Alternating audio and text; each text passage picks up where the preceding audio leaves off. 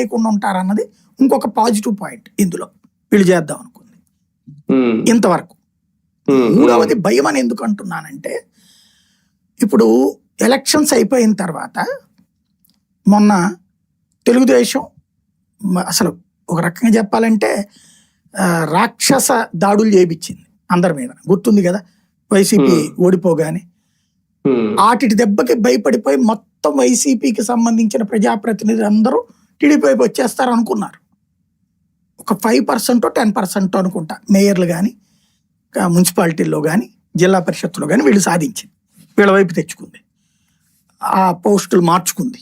ఇది అప్పుడు కూడా ఆ కౌన్సిలర్లకు కార్పొరేటర్లకు బెదిరించి కేసులు పెట్టించి డబ్బులు ఇచ్చి మేనేజ్ చేస్తే సాధ్యమైంది. కొన్ని చోట్ల నెల్లూరు మేయర్ మార్చారా, విశాఖపట్నం మేయర్ మార్చారా, ఇట్లాగా జరిగింది కదా అప్పుడు. ఎందుకని?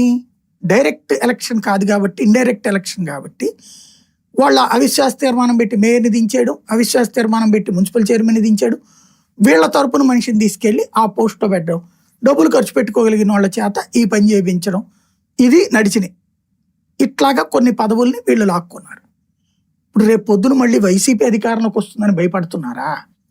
భయపడి ఇక రేపు పొద్దున ఇక అవిశ్వాస తీర్మానం పెట్టే అవకాశం లేదు. ఇప్పుడు డైరెక్ట్ గా ప్రత్యక్ష ఎన్నికలు అయితే అవిశ్వాస తీర్మానం లేదు, ఇక 5 ఏళ్ళు ఎన్నుకున్న అంటే అప్పుడు వైసీపీ ఇప్పుడు వీళ్ళదంతా ఎలక్షన్ అయ్యేటప్పుడు రేపు డిసెంబర్ జనవరి అవుతుంది. అంటే 2.5 ఏళ్ళు అయిపోద్ది గవర్నమెంట్. నెక్స్ట్ 2.5 ఏళ్ళకి వచ్చిన ఆ తర్వాత 2.5 ఏళ్ళు వీళ్ళ చేతుల్లోనే ఉంచుకునేటట్టు మున్సిపాలిటీలు కార్పొరేషన్. ఇప్పుడు వైసీపీ చేతుల్లోనే ఉన్నాయి కదా మున్సిపాలిటీలు కార్పొరేషన్ పంచాయతీలు చాలా చోట్ల. 70 to 80% స్టిల్ వీళ్ళు ఎంత లాక్కున్నా 70 to 80%